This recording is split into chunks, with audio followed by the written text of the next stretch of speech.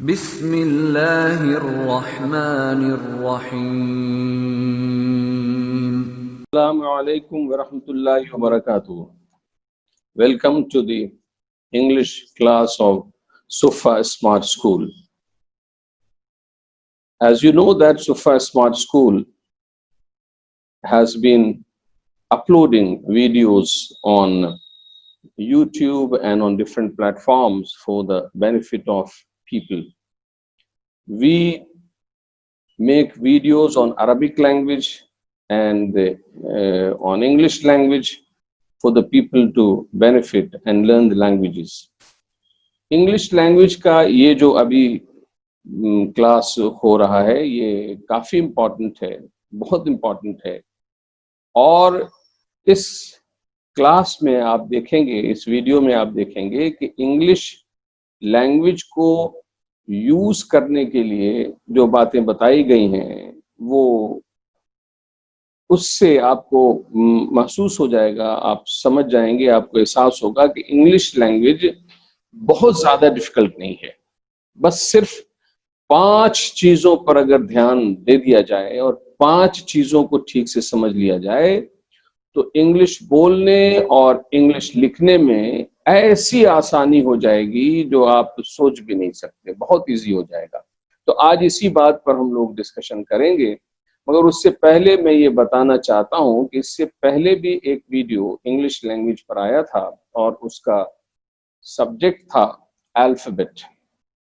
और अल्फाबेट के बारे में भी जो वो वीडियो बना है उसको अगर आपने नहीं देखा है तो जरूर देख लीजिए, क्योंकि उसमें वो बातें बताई गई हैं जो आज तक 35 साल में लगभग मैंने कितने स्टूडेंट से पूछा है, कितने लोगों से पूछा है, वो मुझे याद नहीं है, मगर उनमें से किसी ने सही जवाब नहीं दिया था इंग्लिश अल्फाबेट के बारे में।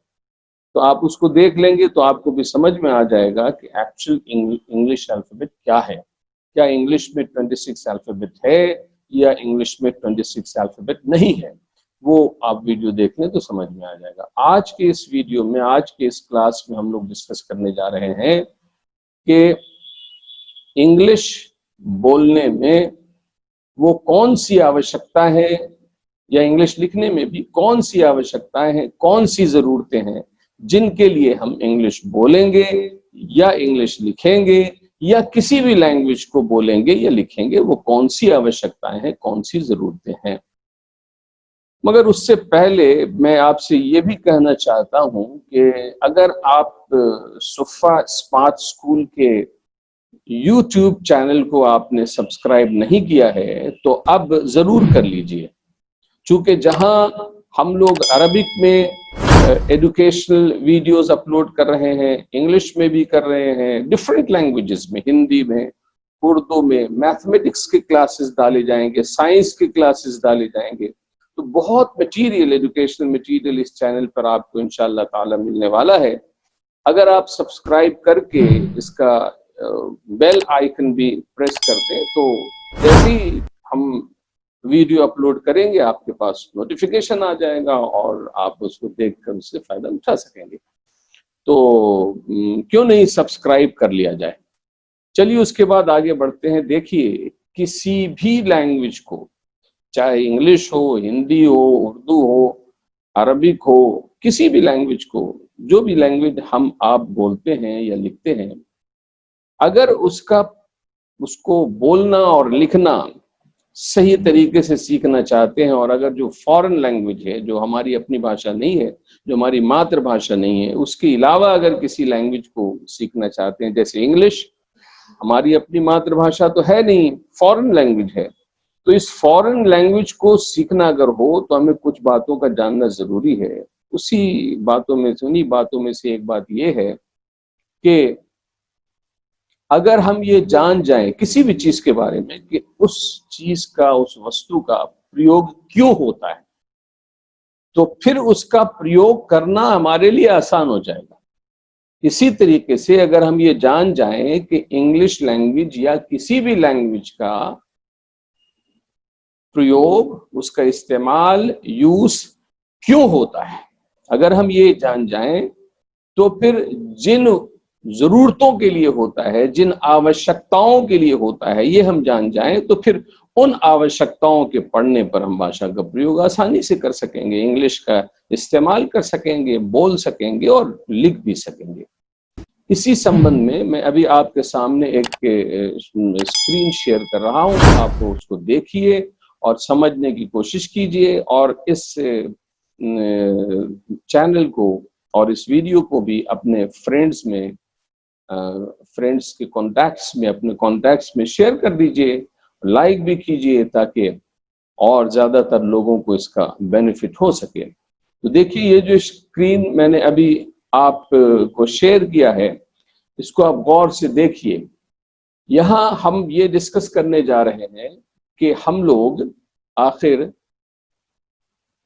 जानना तो ये था कि भाषा का प्रयोग क्यों करना चाहते हैं, मगर इसको समझने के पहले हम ये देखना चाहते हैं कि इंसान, मनुष्य वस्त्र का, कपड़ों का, है ना, क्यों प्रयोग करता है। मनुष्य कपड़ों का प्रयोग क्यों करता है, पहले इसको देख ले तो ये समझना आसान हो जाएगा कि भाषा का प्रयोग क्यों किया जाता है। तो जब ये सवाल अक्सर लोगों से पूछा जाए कि भाई ये बताओ कि इंसान, आदमी, मनुष्य कपड़ों का प्रयोग क्यों करता है, तो सीधा सा जवाब है, और जवाब सही भी है, कि अपने शरीर को ढकने के लिए करता है। ये जवाब सही तो है, मगर कंप्लीट नहीं है, पूर्ण नहीं है। जैसे एक उदाहरण लीजिए, एक व्यक्ति जो शर्ट पैंट्स पहना हुआ है, या कुर्ता पजामा, या जो कुछ भी वो पहनता है, कॉटन उसने पहन लिया है, और महीना आ गया, मंथ आया जनवरी का, दिसंबर का, तो अब वो उस केवल शर्ट पैंट्स में नहीं रहता है। हालांकि शर्ट और पैंट्स पहन लेने से उसका शरीर तो ढक गया है। अगर केवल शरीर ढकने के लिए वस्त्र, कपड़े पहने जाते हैं तो फिर शरीर तो उसका ढक चुका है। मगर हम देखते हैं कि वही व्यक्ति जब जाड़ा आता है, सर्दी का मौसम होता है, विंटर सीजन होता है, तो वो शर्ट पैंट्स के ऊपर फिर स्वेटर भी डालता है, जैकेट पहनता है और कैप लगाता है। जैसा कि आप इस पिक्चर में देख रहे हैं, यहाँ एक लड़की है जो कि विंटर ड्रेस पहने हुई है। तो जब जाड़ा आया तो ये सब जो स्वेटर और जैकेट और कोट और कैप, वुलन कैप वगैरह पहना, ये केवल शरीर ढकने के लिए अगर पहना जाता तो शर्ट पैंट से तो शरीर ढक गया था। तो ये सब चीजें ठंड से बचने के लिए पहना गया है। इसका मतलब ये हुआ कि कपड़ों का प्रयोग शरीर ढकने के अलावा उसके साथ साथ ठंड से बचने के लिए भी होता है। मगर जैसे ही उस व्यक्ति के सामने ये होता है कि मई आ जाए, जून का महीना आ जाए, तो अब वो गर्मी में वुलन क्लॉथ्स नहीं पहनता है ना, ठंड से बचने वाले कपड़े नहीं पहनता, अब वो कॉटन क्लोथ्स पहनता है, टी शर्ट पहन लिया, हल्के फुल्के कॉटन पैंट्स पहन लिया, ताकि गर्मी से बचना वहां मकसद है। शरीर तो ढकना है ही ये सबके पीछे, मगर उसके बाद एक मकसद ये भी है कि गर्मी से बचे, तो हल्के फुल्के कॉटन क्लोथ्स पहन लिया। जैसे यहाँ एक आप देख रहे हैं पिक्चर में, इसने टी शर्ट हल्की सी पहन लिया है गर्मी से बचने के लिए। तो कपड़ा पहनने का दूसरा कारण, दूसरी आवश्यकता है गर्मी से बचना। एक तो ठंड से बचना और फिर दूसरा है गर्मी से बचना। वैसे ही जब जुलाई का महीना आ जाता है, जून का महीना, अगस्त आता है, और जब बारिश होने लगती है, तो फिर आप देखते हैं कि ना वो वुलन क्लोथ्स पहन रहा है, नहीं वो कॉटन पे काम चल रहा है, अब वो ऊपर से रेन कोट भी पहनता है। जैसे ही बारिश हो रही हो, उसको निकलना है, आना है, जाना है, तो फिर वो क्या करता है कि रेन कोट पहन लेता है। अब जो उसने रेन कोट पहना है, ये केवल शरीर को ढकने के लिए नहीं है, हाँ, शरीर इस तरह ढकने के लिए है कि उससे बरसात से भी बचा जा सके, बारिश से बचा जा सके। तो तीसरी आवश्यकता शरीर ढकने के साथ वस्त्र पहनने की तीसरी आवश्यकता जो हुई वो ये कि बरसात से बचना। तो एक तो आवश्यकता हो गई ठंड से बचना, दूसरी हो गई गर्मी से बचना, और तीसरी हो गई बरसात से बचना।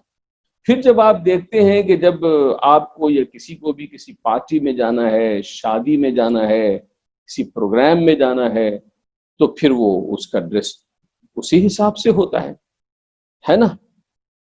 यानी ये कि पार्टी में जाने के लिए अच्छा सुंदर दिखने वाला ऐसा कपड़ा पहन लेते हैं जिसमें आप ठीक ठाक दिखें, सुंदर दिखें, अच्छे दिखें, वैसा कपड़ा पहनते हैं। तो यहाँ मकसद हो जाता है कि सुंदर दिखने के लिए वैसा कपड़ा पहने, ये चौथी आवश्यकता हो गई।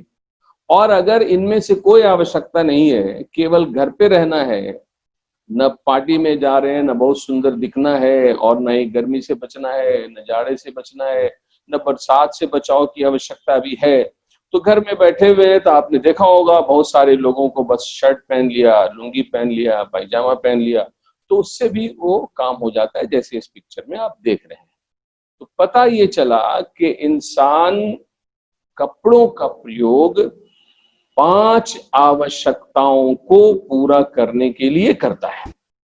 ठंड से बचने के लिए, गर्मी से बचने के लिए, बरसात से बचने के लिए, सुंदर दिखने के लिए, और फिर केवल शरीर ढकना हो तो उसके लिए उस हिसाब से कपड़े का प्रयोग करता है। ठीक इसी तरह से आप ये भी समझ लीजिए कि इंसान भाषा का प्रयोग भी 5 आवश्यकताओं को पूरा करने के लिए करता है। 5 आवश्यकताओं को, चाहे वो भाषा कोई भी हो, हिंदी हो, इंग्लिश हो, उर्दू हो, किसी भी भाषा, किसी भी लैंग्वेज का यूज करना है तो आवश्यकता 5 ही होगी। 5 के अतिरिक्त, 5 के अलावा, अदर देन 5, कोई रिक्वायरमेंट पूरे जिंदगी में किसी को नहीं आएगी। 5 ही आवश्यकताओं के लिए भाषा बोलनी होगी। वो आवश्यकताएं क्या है, उनको अगर आप जान जाइए और उन आवश्यकताओं के पढ़ने पर इंग्लिश का सेंटेंस कैसे बनता है, अगर आप ये जान जाइए तो फिर इंग्लिश आपको आ गई। बस इतनी सी तो इंग्लिश है। वो 5 आवश्यकताएं क्या है जिनके लिए भाषा बोली जाएगी, और उन आवश्यकताओं के पढ़ने पर भाषा बोलना है या लिखना है तो उसके नियम क्या है, क्या तरकीब होगी, क्या तरीका होगा, वो अगर आप जान जाए तो इंग्लिश बोलना और लिखना आ जाएगा। आइए मैं आपको यहाँ दिखाता हूं। देखिए 5 requirements for which we use a language, whether English or any language।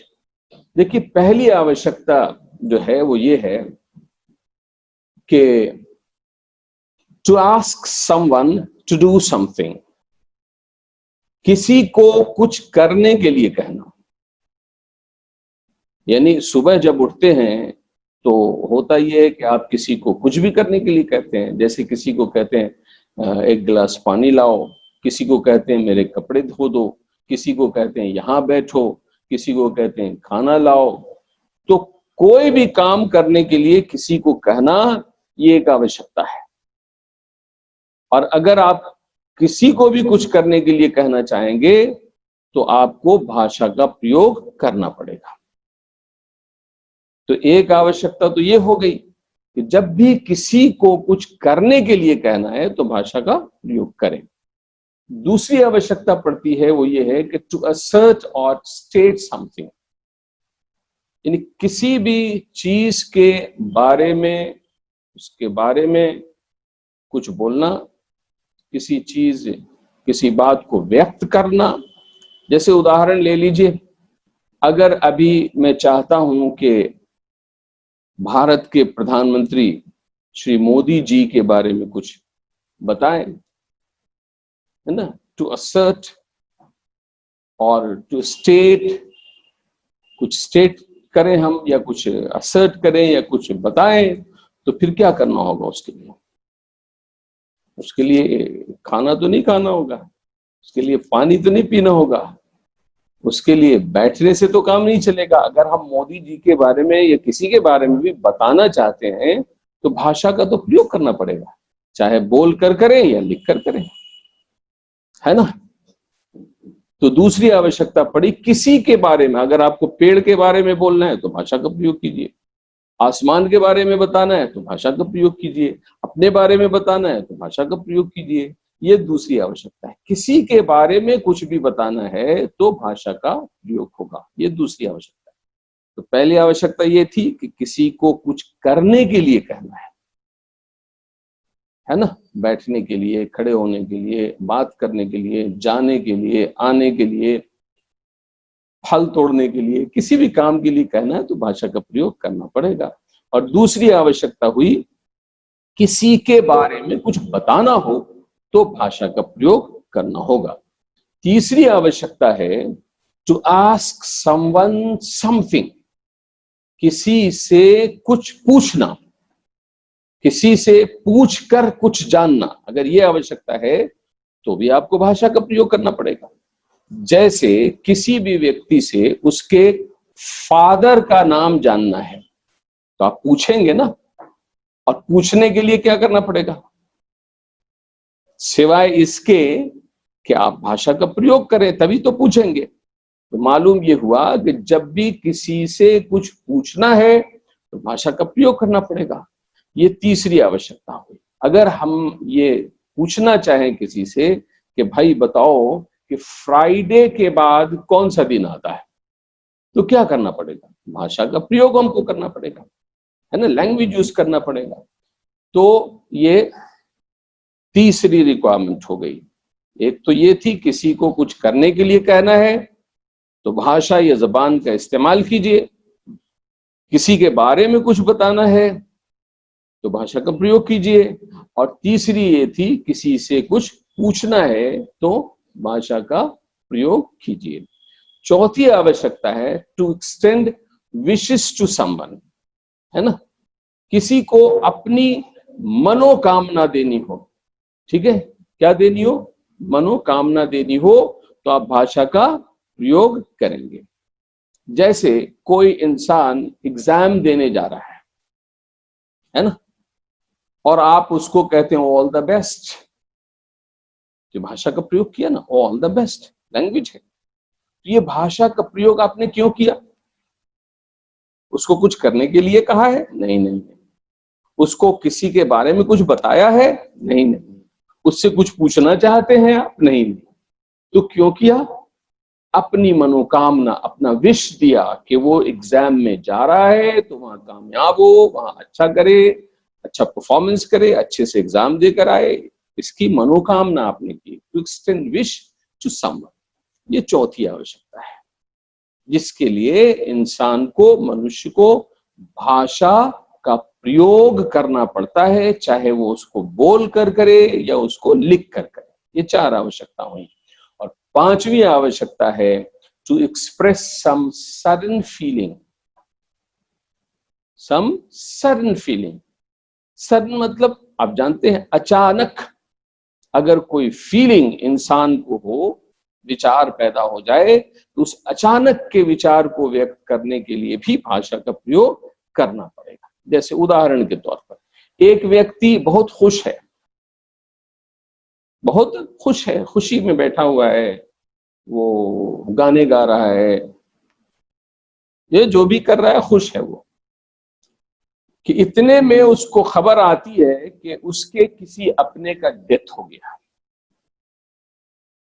तो जैसे ही डेथ की खबर, डेथ की सूचना मिलेगी, वो जो खुशी में था अचानक गम का विचार पैदा हो जाएगा, अचानक वो सदमे में आ जाएगा, अचानक उसे गम होने लगेगा। तो ये अचानक जो गम हुआ, इसको व्यक्त करने के लिए वो कहेगा alas my friend is dead, है ना। तो ये जो उसने कहा alas my friend is dead, क्या ये उसने किसी को कुछ करने के लिए कहा है, नहीं। किसी के बारे में कुछ बताया है, नहीं। ये अलास से तो किसी के बारे में कुछ नहीं बताया जाएगा। किसी से कुछ पूछा है, नहीं, पूछने के लिए भी नहीं किया। किसी को कोई विश दिया है, कोई मनोकामना बताई है, नहीं, वो भी नहीं किया है। तो क्या हुआ है, अचानक उसके पास गम का विचार पैदा हो गया था, उस गम और दुख के विचार को व्यक्त करने के लिए उसने अलास ही इज डेड और माय फादर इज डेड और माय फ्रेंड इज डेड ये बोला है।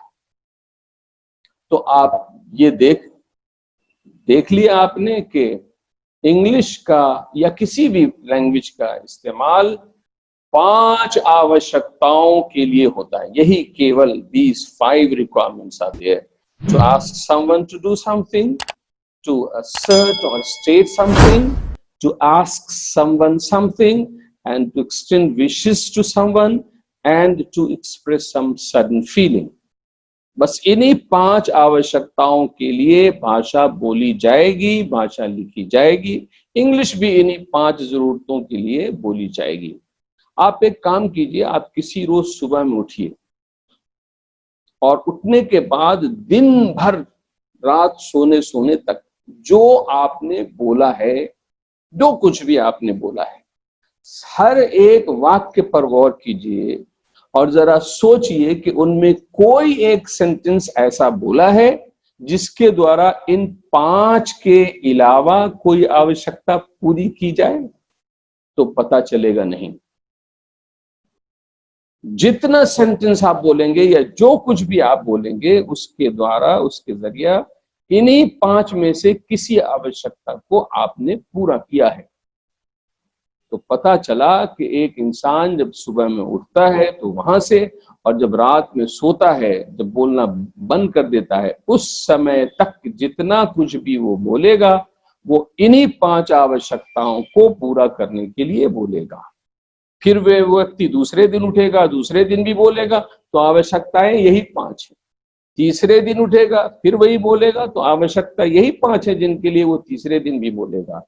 वो व्यक्ति अगर 10 साल जीता है तो 10 साल तक जो कुछ बोलेगा उनसे यही 5 आवश्यकताएं पूरी करेगा। वो 50 साल जिए या 100 साल जिए या जितना भी जीता हो, पूरी जिंदगी में वो जो कुछ भी बोलेगा, जो कुछ भी लिखेगा, वो केवल और केवल these 5 requirements, इन्हीं 5 आवश्यकताओं को पूरा करने के लिए वो बोलेगा या लिखेगा। बात समझ में आ गई? पूरे जीवन आवश्यकता 5 ही है जिनके लिए इंसान भाषा का प्रयोग करेगा। अब जरा देखिए, आगे बढ़ते हैं। पहली आवश्यकता ये थी to ask someone to do something, किसी को कुछ करने के लिए कहना। अब अगर आपको आवश्यकता पड़ी कि किसी को कुछ करने के लिए कहें, तो जो सेंटेंस आप बनाएंगे, एक एग्जांपल देता हूं। मुझे ये आवश्यकता पड़ी कि मैं किसी को कहूं कि वो किताब जो उस टेबल पर रखी है वो ला के दो, ये कहना है। तो हम कहते हैं bring the book from the table, table पर से वो किताब ला दो। या किसी से एक गिलास पानी मांगना हो तो हम ये कहते हैं bring me a glass water, है ना। या किसी को कहना हो कि जमशेद को बुलाओ, तो हम क्या कहते हैं कॉल जमशेद, जमशेद को बुलाओ। या किसी को कहना हो गरीबों की सहायता करो, तो हम कहते हैं हेल्प द पुअर। तो किसी को भी कुछ करने के लिए कहना होगा तो हमने जो सेंटेंस बनाया, ये सेंटेंस इंपेरेटिव सेंटेंस बना। इंग्लिश ग्रामर के हिसाब से ऐसे सेंटेंस को इंपेरेटिव सेंटेंस कहते हैं। तो एक आवश्यकता को पूरा करने के लिए एक प्रकार का सेंटेंस बनाया गया। किसी को कुछ करने के लिए कहना हो तो जो सेंटेंस बनाया गया वो सेंटेंस इंपेरेटिव सेंटेंस कहा जाता है। तो एक सेंटेंस हुआ इंग्लिश में, एक टाइप ऑफ सेंटेंस हुआ। दूसरा, अगर किसी को कुछ बताना है, जैसे अगर किसी को ट्रेन के बारे में बताना है, ट्रेन आ रही है, तो आप क्या कहेंगे द ट्रेन इज कमिंग, है ना। या आपको कहना है कि ट्रेन 5 बजे आएगी, तो क्या कहेंगे the train will arrive at 5 PM। तो ये जो सेंटेंस आपने बोला है, इससे आपने किसी को कुछ करने के लिए नहीं कहा है, बल्कि किसी को कुछ बताया है। यू हैव स्टेटेड समथिंग और यू हैव असर्टेड समथिंग। तो ये जो असर्शन या स्टेटमेंट हुआ, है ना। इसको हम स्टेटमेंट भी कह सकते हैं या फिर इसको असर्टिव सेंटेंस कहा जाता है। क्या कहते हैं? Assertive sentence. ये दूसरा टाइप हो गया सेंटेंस का इंग्लिश में। तो इंग्लिश के दो टाइप्स ऑफ सेंटेंसेस आपने देखे, एक तो हुआ इंपेरेटिव सेंटेंस, दूसरा हुआ असर्टिव सेंटेंस। और ये दोनों सेंटेंसेस दो डिफरेंट भिन्न भिन्न आवश्यकताओं को पूरा करने के लिए बोले या लिखे जाते हैं। तीसरी आवश्यकता हमारी क्या थी? किसी से कुछ पूछना। तो अगर आपको किसी से कुछ पूछना होगा तो आप ये नहीं कहेंगे द ट्रेन इज कमिंग, आप ये नहीं कहेंगे bring me a glass of water, क्योंकि इनके द्वारा आप पूछ नहीं रहे हैं। अगर आपने कहा द ट्रेन इज कमिंग तो कुछ बता रहे हैं, अगर आपने कहा bring me a glass of water तो कुछ करने के लिए कह रहे हैं। मगर अगर आपको ये कहना हो, कुछ पूछना हो किसी से, तो आप वो पूछेंगे। और वैसा सेंटेंस जब आप बनाएंगे तो जिसमें कुछ पूछा गया हो, तो वैसे सेंटेंस को हम इंटरोगेटिव सेंटेंस कहते हैं, इंटरोगेटिव सेंटेंस कहते हैं, या क्वेश्चन भी कहते हैं। एक एग्जाम्पल देखिए, हमने किसी से पूछा इज इट फ्राइडे टुडे, क्या आज शुक्रवार है, क्या आज जुमा है। तो ये हमने कुछ पूछा है, और ये जो सेंटेंस बना है वो इंग्लिश ग्रामर के हिसाब से इस सेंटेंस का नाम इंट्रोगेटिव सेंटेंस होगा या क्वेश्चन होगा। तो तीन टाइप्स ऑफ सेंटेंसेस देख, आपने किसी को पूछना है उसका नाम, तो आप उससे पूछते हैं व्हाट इज योर नेम। तो जैसे ही आप कहते हैं व्हाट इज योर नेम, ये जो सेंटेंस बना ये इंटरोगेटिव सेंटेंस बना इंग्लिश ग्रामर के हिसाब से। तो तीन आवश्यकताओं को पूरा करने के लिए तीन प्रकार के सेंटेंसेस आपने अभी देख लिया। अब चौथी आवश्यकता की ओर बढ़ते हैं। चौथी आवश्यकता हमारी क्या थी? To extend wishes to someone. To extend wishes to someone, किसी को अपनी मनोकामना देना। जैसे कोई एग्जाम के लिए जा रहा हो, आप उसको एग्जाम में सफलता की कामना करते हैं, you wish him success in the examination, तो आप कहते हैं wish you all the best in the examination, है ना, या ऑल द बेस्ट कहते हैं। ठीक है, अगर कोई सफर पे जा रहा है तो आप उसको कहते हैं हैप्पी जर्नी। तो ये जो सेंटेंसेस बनाया, ये सेंटेंसेस विश करने के लिए बनाया है, मनोकामना देने के लिए बनाया है। और ऐसे सेंटेंसेस को इंग्लिश में, इंग्लिश ग्रामर में ऑप्टेटिव सेंटेंस कहते हैं, ऑप्टेटिव सेंटेंस कहते हैं। और पांचवी आवश्यकता की ओर हम ध्यान दें, जिसमें ये था कि अचानक उत्पन्न विचार को व्यक्त करना। अचानक कोई ख्याल आ जाए, अचानक कोई खुशी का ख्याल आ जाए, अचानक ऐसी कोई चीज देख लें जिसपे बहुत ताज्जुब हो रहा हो, अचानक कोई ऐसी चीज देख लें जो आपको बहुत गम में डाल दे रहा हो, तो उस विचार को व्यक्त करने के लिए जो आप सेंटेंस बनाएंगे वो सेंटेंस एक्सक्लेमेटरी सेंटेंस कहलाएगा, एक्सक्लेमेटरी सेंटेंस। तो पांच आवश्यकताओं को पूरा करने के लिए पांच प्रकार के सेंटेंसेस बनाए जाएंगे इंग्लिश में। पूरी जिंदगी, चाहे इंसान की जिंदगी 2 साल की हो, 10 साल की हो, 100 साल की हो, 500 साल की हो, पूरी जिंदगी में, है ना, जो कुछ भी वो बोलेगा वो 5 ही तरह के सेंटेंसेस बनाकर बोलेगा। यानी आज दिन भर जो आप बोलेंगे 5 ही तरह के सेंटेंसेस आप बनाएंगे, छठा कोई सेंटेंस नहीं बना पाएंगे, 6 टाइप ऑफ सेंटेंस नहीं बना पाएंगे। आपका हर सेंटेंस इन्हीं 5 में से किसी एक टाइप में होगा।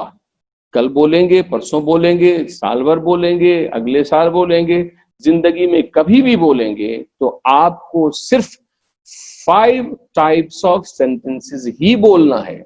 उसके अलावा कोई सेंटेंस कभी बोलना ही नहीं है या लिखना ही नहीं है। तो अगर हम ये सीख जाएं कि कौन सी आवश्यकता पड़ी, उसको बनाने के लिए कौन से टाइप का सेंटेंस बनता है और वो सेंटेंस कैसे बनता है, ये सीख गए तो पूरी इंग्लिश आ गई ना, है ना। जैसे उदाहरण ले लीजिए, अगर आप ये जानते हैं कि आवश्यकता आपको पड़ेगी कि आप किसी न किसी को कुछ करने के लिए कहें, तो जब किसी को कुछ करने के लिए कहना हो तो आप इंपेरेटिव सेंटेंस बनाएंगे।